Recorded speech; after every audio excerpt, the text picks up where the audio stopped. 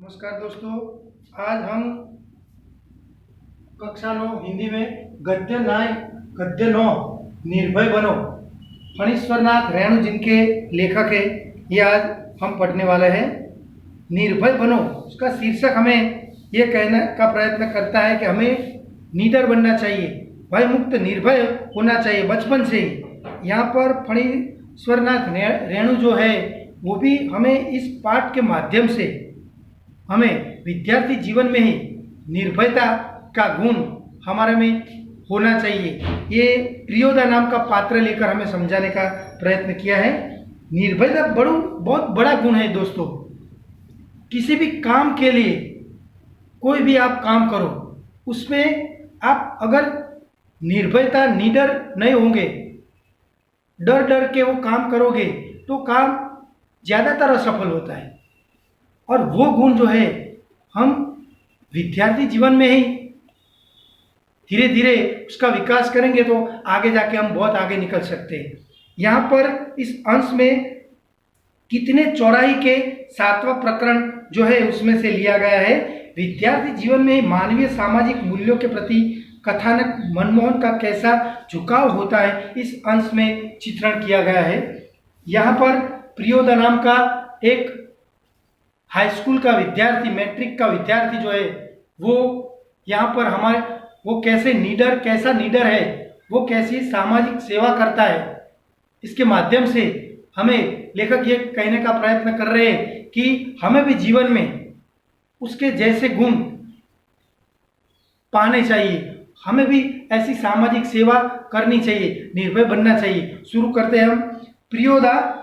प्रियव्रत राय matric में पढ़ता था। मैट्रिक की बात कर दूं कि पहले के समय में जो है वो 12वीं कक्षा नहीं थी हाई स्कूल में, 11 तक थी। 11वीं कक्षा को मैट्रिक कहते थे, वो बोर्ड की परीक्षा, वो मैट्रिक की परीक्षा कहते थे। कॉलेज के 4 साल होते थे उस समय, अभी 3 साल हो गए हैं और 12वीं कक्षा है HSC।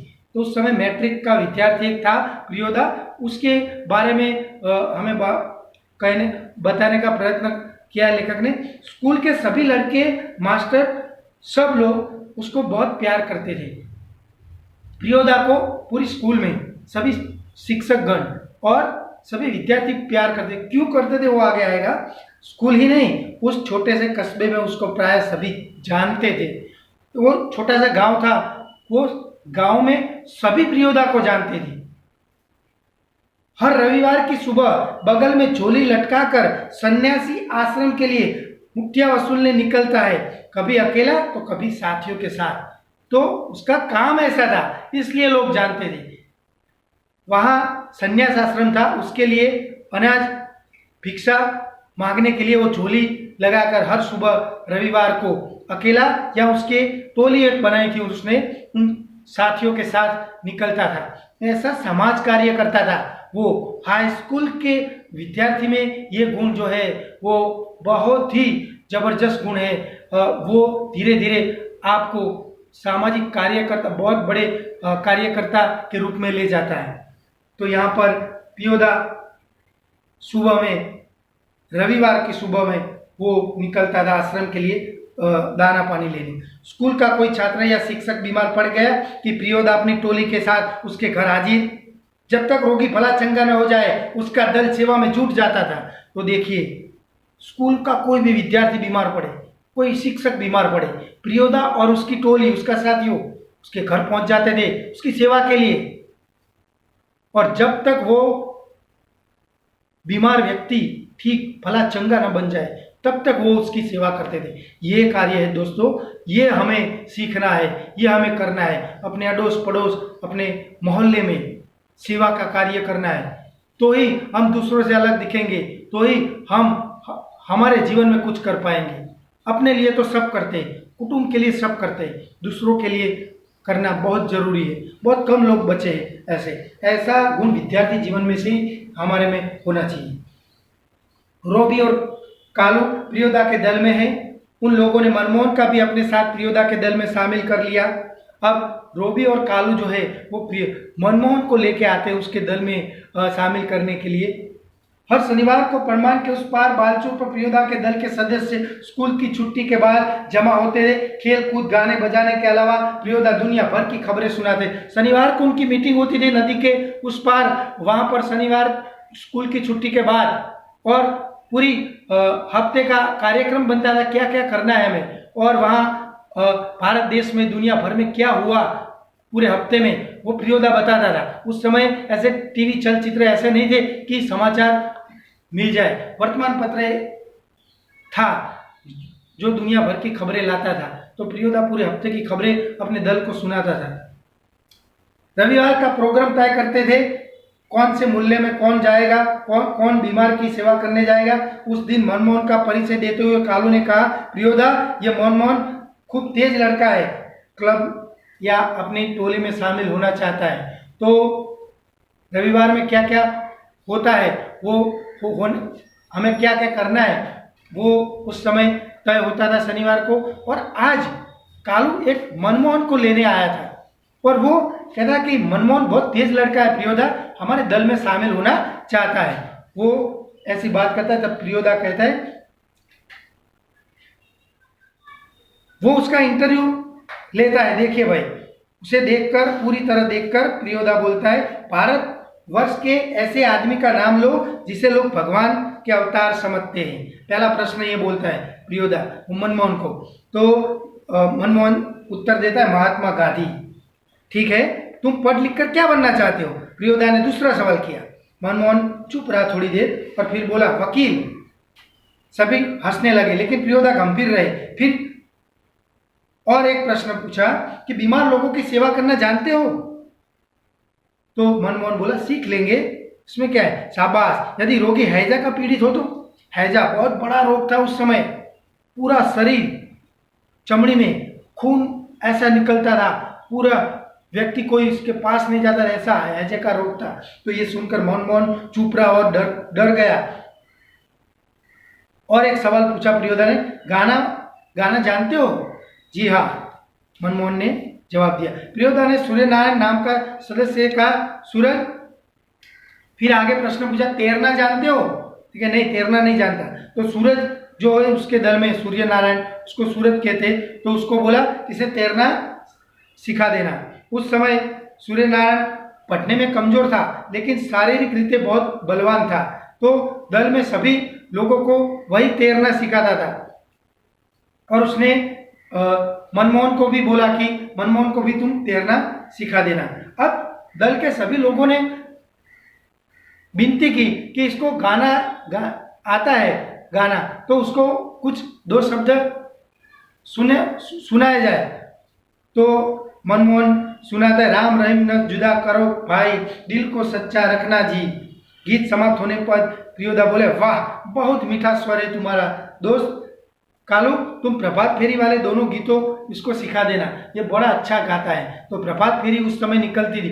दोस्तों आपको पता ना तो मैं थोड़ी बात बता दूं कि प्रभात फेरी जो है गांव में सुबह 5 बजे सूर्य उदय से पहले प्रभात फेरी गांव में निकलती है। सभी लोग जो है दल, कोई भी एक दल तो सुबह में प्रभात फेरी निकालते हैं गांव में, भगवान का भजन गाते गाते पूरे मोहल्ले में निकलते, उसको प्रभात फेरी बोला जाता है। यहाँ पर ये दल है प्रियोदा का, वो प्रभात फेरी निकालता था।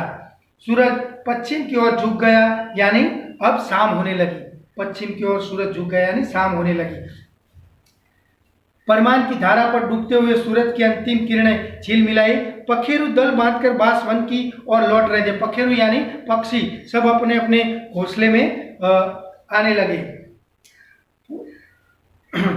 पुल के पास एक गाड़ीवान तमन गीत गा रहा था, भोला गरीब दिन पहिया हरक, भोला गरीब का दिन। सूरज ने भी उस सुर के सुर मिलाया और वो भी गाने लगा।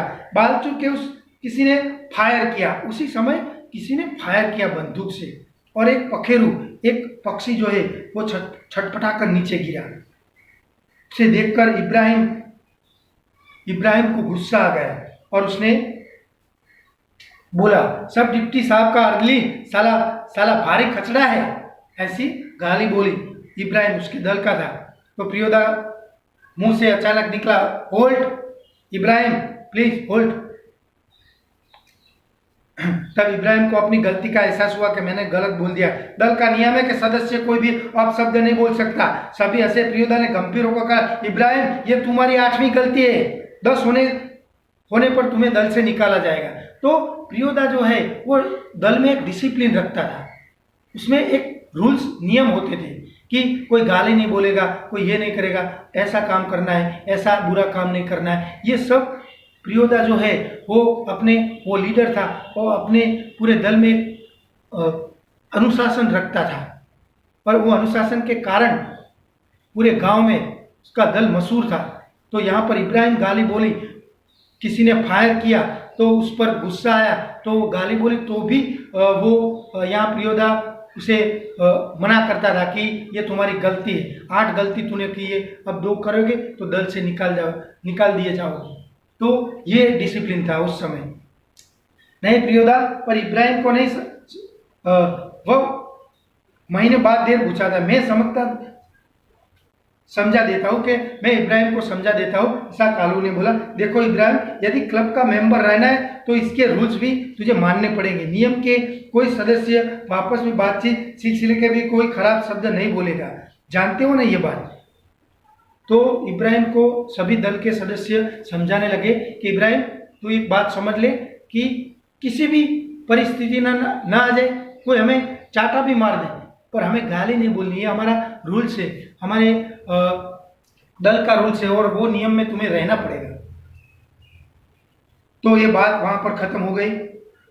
सौराइन धर्मशाला के पास आकर सभी ने एक दूसरे से विदाई ली। अब सब अपने अपने घर जाने लगे। तब कालू ने कहा, मोनू तू रास्ते में डरेगा, मैं जानता हूँ, चल मैं पहुंचा दूंगा।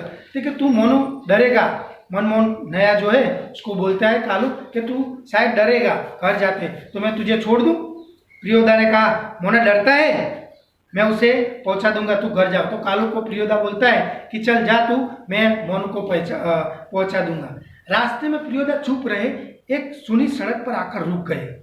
सड़क में दोनों ओर बड़े बड़े पीपल के पेड़ थे, दोनों ओर बहुत दूर खंडर और मैदान। तो दोनों चलते चलते आगे बढ़ रहे थे, और एक सुनसान रास्ता है, वहां बड़े बड़े पीपल के पेड़ थे और एक खंडेर था, वहां आकर रुक गया प्रियोदा। पास के उजड़े हुए मकान की ओर इशारा करके प्रियोदा ने कहा, जानते हो इस घर में कभी मुर्दों की चीर फाड़ होती थी, पोस्टमार्टम हाउस था ये। तो प्रियोदा बोलता है मोनू को कि तुम इस खंडेर को जानते हो, यहाँ पर वर्षों पहले मुर्दों की चीर फाड़ होती थी, यानी पोस्टमार्टम किया जाता था यहाँ पर, इसलिए लोगों को डर है कि आसपास के पेड़ पर भूत पिशाच किलकिला करते हैं, मैदान में प्रेतिनियां नाचती है, संतलियों की तरह झुंड बांधकर क्यों डरने लगा। तो सब जो है ये मानते हैं कि इसीलिए यहाँ पर ये झाड़ वृक्ष जो पेड़ है वहां पर या मैदान में सब भूत पिशाच घूमते रहते, नाचते रहते हैं। अकेले यहाँ आ सकते हो? तो प्रियोदा बोला कि तुम यहाँ अकेले आ सकते हो मोना? जी नहीं। मनमोहन ने बोला कि नहीं भाई, मेरी ताकत नहीं, मैं नहीं आ सकता है। प्रियोदा हंसे और बोले, देख मोना, भूत प्रेत ऐसी आदमी को कभी नहीं तंग करता जो 10 काम करता है। तुम्हारी उम्र में मैं भी डरता था। मेरे गुरु महाजन ने मुझे हंसकर कहा कि 10 का काम करने वालों को खुद भूत होता है, उसको भूत क्या डरा सकता है। तो दोस्तों, सेवा का काम जो करता है, अच्छे भले जो काम करता है, उसे भूत से डरने की कोई ज़रूरत नहीं, उसे कभी परेशान नहीं करेगा, ऐसा वो प्रियोदा मानता था। चलो शुरू करो वो गाना राम रहीम वाला। मनमोहन गाने लगा, राम रहीम न जुदा करो भाई, दिल को सच्चा रखना जी। तो दोस्तों, यहाँ पर लेखक ने प्रियोदा के माध्यम से हमें एक ये सीख देने का प्रयत्न किया है कि एक 11वीं कक्षा का विद्यार्थी एक अपना दल चलाता है, सब पूरे गांव में सेवा का काम करता है, नीडर होने की सीख देता है। किसी भी काम में हमेशा नीडर रहो, ऐसा काम प्रियोदा नाम का युवक करता है। तो हमें इस पाठ से ये सीख लेनी है कि हमारे विद्यार्थी जीवन में ही हमें नीडर बनना है, हमारे विद्यार्थी जीवन में ही हमें छोटे छोटे सेवा के काम करने, वो एक दिन आगे जाके बड़े होंगे। हमारे अड़ोस पड़ोस में कोई आंटी वगैरह हो, कोई अंकल हो, किसी का भी कोई भी काम बताए तो हम दौड़ के करेंगे। ऐसा सेवा का काम हम विद्यार्थी जीवन में करने लगेंगे तो वो गुण धीरे धीरे बढ़ता जाएगा और एक दिन आगे जाके वही गुण आपको एक अच्छे भले आदमी बनाएगा। तो इस पाठ से हमें ये सीख लेकर हमें यही गुण, हमें निर्भयता का और सेवा का गुण हमें सबको लेने का हम संकल्प करेंगे। जय हिंद।